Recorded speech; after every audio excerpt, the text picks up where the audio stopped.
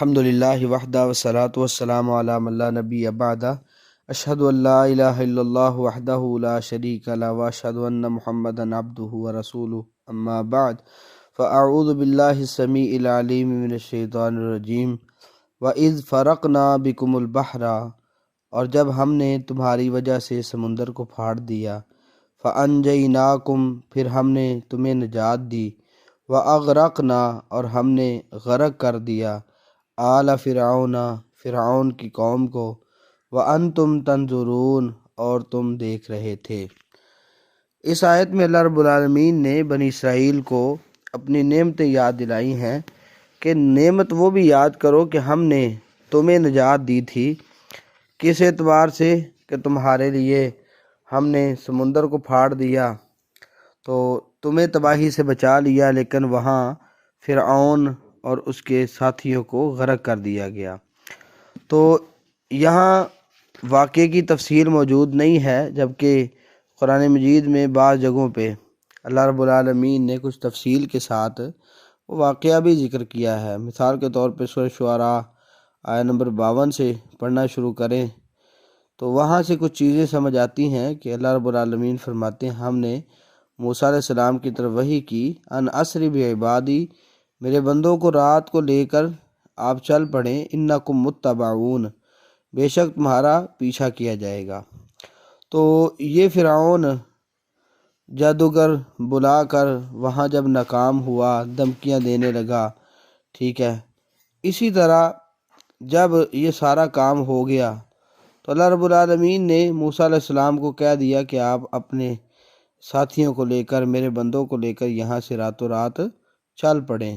بہرحال موسیٰ علیہ السلام وہاں سے جب ارادہ کیا روانگی کا اور نکل بھی پڑے تو فرعون نے شہروں میں اکٹھا کرنے والے لوگ بھیج دیے اور ساتھ ان کو ابھارا، کہا ان ہؤلاء لشرذمۃ قلیلون، کہ یہ لوگ تو ایک تھوڑی سی جماعت ہیں، یہ انتہائی حقیر اور مختصر سے ہیں، تو ہم ان کو یعنی پکڑ لیں گے اور ان کو ختم کر دیں گے۔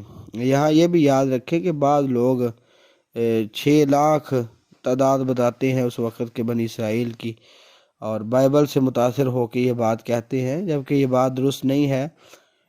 کوئی قرآن و سنت نے ہمیں بتایا نہیں ہے۔ دوسرا، ان کے جو الفاظ ہیں لشرذمۃ قلیلون، تو یہ بتاتے ہیں کہ وہ انتہائی تھوڑی جماعت سمجھ رہے تھے، اور اگر اتنی بڑی جماعت تھی تو موسیٰ علیہ السلام ان کے ساتھ قتال بھی کر سکتے تھے، جوانوں کی موجود تھی۔ تو بہرحال انہوں نے کہا وَإِنَّهُمْ لَنَا لَغَائِظُونَ، بے شک یہ ہمیں یقیناً غصہ دلانے والے ہیں۔ تو مطلب یہ ہم سے آزادی کا مطالبہ کر کے بد امنی اور شر پھیلاتے رہتے ہیں، اور اب ہمارے پوچھے بغیر ہمارے ہاتھ سے نکل گئے ہیں۔ تو بہرحال انہوں نے کیا کہا، وَإِنَّا لَجَمِيعٌ حَاضِرُونَ، یقیناً ہم سب چکنے رہنے والے ہیں۔ فَأَخْرَجْنَاهُم مِّن جَنَّاتٍ وَعُيُونٍ، یہ ان کی ایک احتیاطی تدابیر اور ظاہری الفاظ تھے۔ تو اللہ تعالیٰ کہتے ہیں ہم نے انہیں باغوں اور چشموں سے نکال دیا۔ تو جب چند ہی دن گزرے تو فرعون نے بنی اسرائیل کے تعاقب کے لیے ایک لشکر تیار کر لیا۔ تو اس کے نزدیک تو یہ انتہائی عقل مندی کا کام تھا۔ اس نے پورے ملک سے اپنی ساری قوت اکٹھی کر لی تاکہ بنی اسرائیل کو زبردستی دوبارہ اپنی غلامی میں واپس لے آئے یا انہیں دنیا سے مٹا دے، مگر اللہ رب العالمین کی تدبیر غالب آتی ہے۔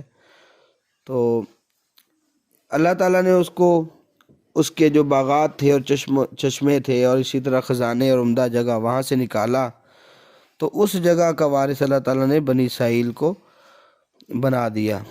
آگے تفصیل ذکر کی، فَأَتْبَعُوهُمْ مُشْرِكِينَ، سورج نکلتے ہی انہوں نے ان کا پیچھا کیا۔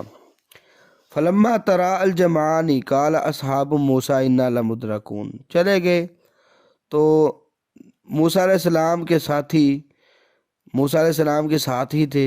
جب دونوں جماعتوں نے ایک دوسرے کو دیکھ لیا، یعنی فرعون کے ساتھیوں نے موسیٰ علیہ السلام کے ساتھیوں کو دیکھ لیا، تو موسیٰ علیہ السلام کے جو حواری تھے، جو ان کے ساتھی تھے، وہ کہنے لگے انا لمدرکون، بے شک ہم یقینی طور پہ پکڑے جانے والے ہیں۔ تو کہ ہم یقینی طور پہ پکڑے جائیں گے، تو یہاں بنی اسرائیل کی بجائے اصحاب موسیٰ فرمایا ہے کہ اصحاب موسیٰ نے کہا، تو اس سے یہ محسوس ہوتا ہے کہ ہجرت کر کے آنے والوں میں بنی اسرائیل کے علاوہ مسلمان بھی تھے۔ جب انہوں نے یہ بات کہی تو سیدنا موسیٰ علیہ السلام نے کہا کلا، ہرگز نہیں، ان معی ربی سیہدین، بے شک میرا رب میرے ساتھ ہے، وہ مجھے ضرور راستہ بتائے گا۔ تو اللہ تعالیٰ نے موسیٰ علیہ السلام سے وعدہ کیا تھا، جیسا کہ سورہ شعراء نمبر 15 میں ہے، انا معکم مستمعون، بے شک ہم تمہارے ساتھ خوب سننے والے ہیں۔ تو اللہ تعالیٰ کے حکم سے ہی تو وہیں آئے تھے، تو اللہ تعالیٰ کیسے بھی یار و مددگار چھوڑ سکتا ہے۔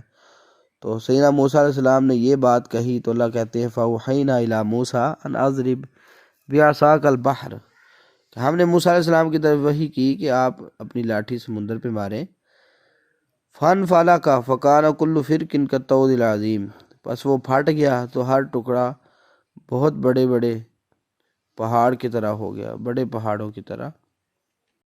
تو یہ ہے بچاؤ کا ایک راستہ کہ اللہ رب العالمین نے ان کے لیے راستہ بنا دیا سمندر سے، سامنے سمندر ہے، پیچھے فرعون کی فوج ہے۔ اللہ تعالیٰ نے کیسے محفوظ رکھا کہ یہاں بھی یہی ہے کہ ہم نے تمہاری وجہ سے سمندر کو پھاڑا تھا۔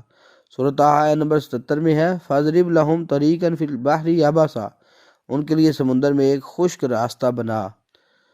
تو یہاں بہت بڑا سیدنا موسیٰ علیہ السلام کے لیے معجزہ تھا، اور ان کے لیے کرامت تھی، اور بنی اسرائیل کے لیے بھی ایک صورتحال اللہ تعالیٰ نے بنا دی۔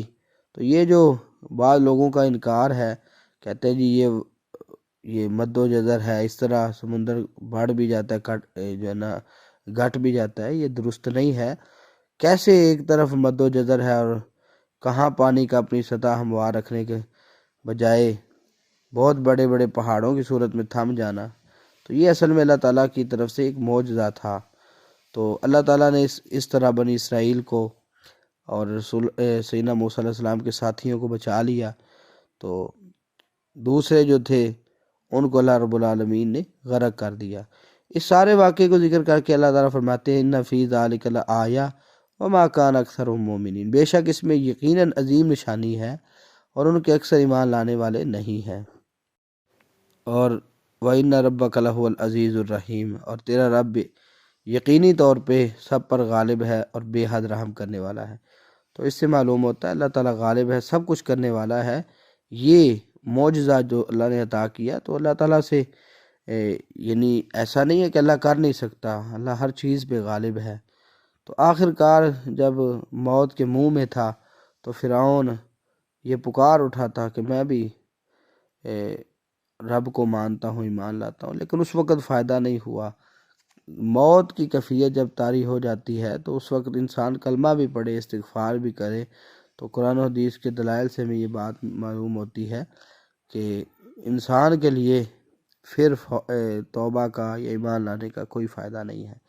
بہرحال یہ ایک اللہ تعالیٰ نے بطور نعمت بنی اسرائیل کے لیے یہ ذکر کیا۔ تو مطلب یہ ہے کہ اگر ہم اللہ رب العالمین کے لیے مخلص ہو جائیں تو انشاءاللہ اللہ تعالیٰ ہماری بھی مدد کرے گا۔ اللہ سے دعا اللہ تعالیٰ ہمارے مصائب، ہماری مشکلات کو دور کرے، امت مسلمہ پہ اللہ تعالیٰ رحمت کرے، جتنے بھی مظلوم مسلمان ہیں اللہ تعالیٰ ان سے ظلم کو دور کرے۔ السلام علیکم۔